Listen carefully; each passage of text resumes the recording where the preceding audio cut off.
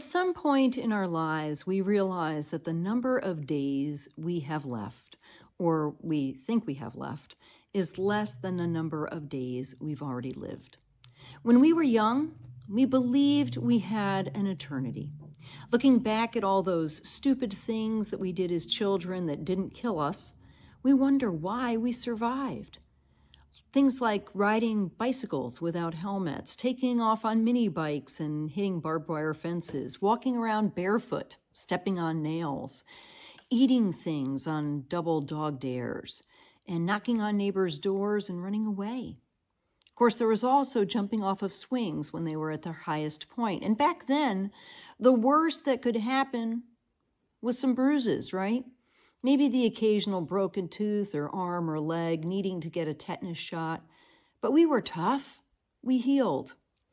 But at some point, we got old enough to realize there are fewer days in our future, and we started looking at everything differently.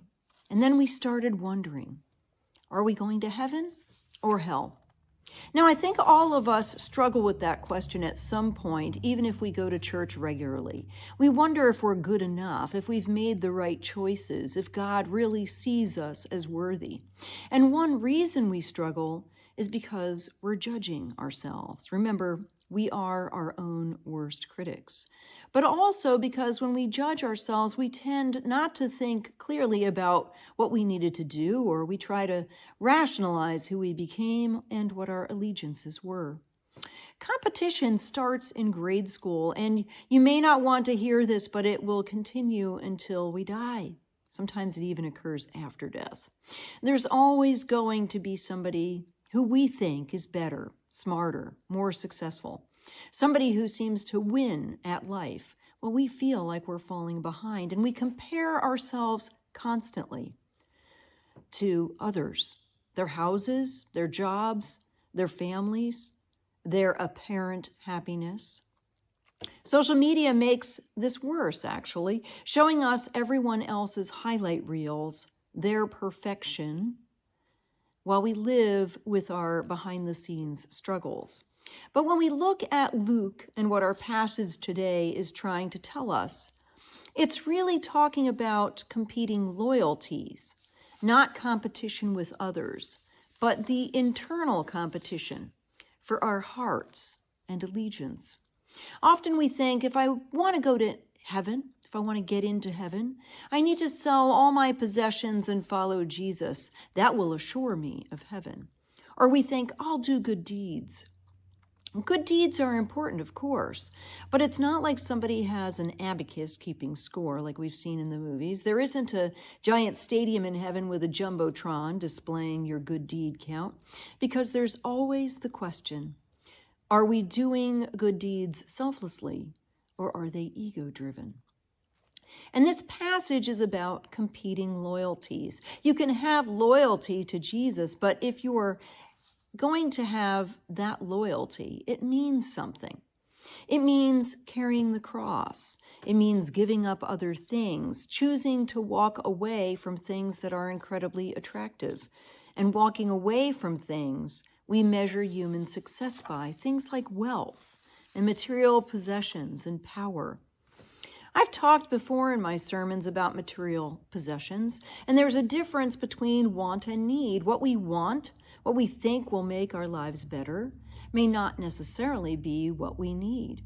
Take flying, for example. I always loved to fly first class. The extra legroom, the better service, the feeling of luxury, definitely the way to go.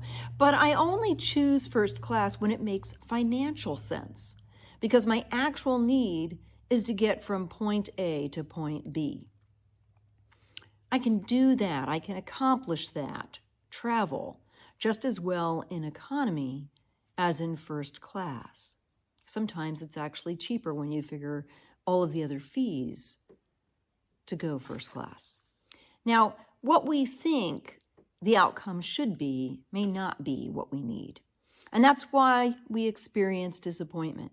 It feels terrible to want something so badly, to pray for it, thinking it will solve our problems, and then it doesn't. We feel empty. Whatever it was creates a whole new set of problems sometimes, and then we have to go back to praying. We want things that will make us feel good, solve our problems, allow us to live the way we think we should live. But look at what Jesus is asking us to do. Give those things up. That's not the way. The way is not wealth. The way is not being rich beyond belief. The way is not having power over others. And this doesn't mean you can't have power. You certainly can have power. There's power in feeding the hungry. There's power in clothing those in rags. There's power in providing for someone who has nothing. But you don't do it because of the power. You do it because you're called to do it, because that's what it means to be Christ-like. Now, power and wealth can be good things. With wealth, you can become a philanthropist. You can give it away. You can support causes that bring the best to others, that impact the most people in the most positive ways.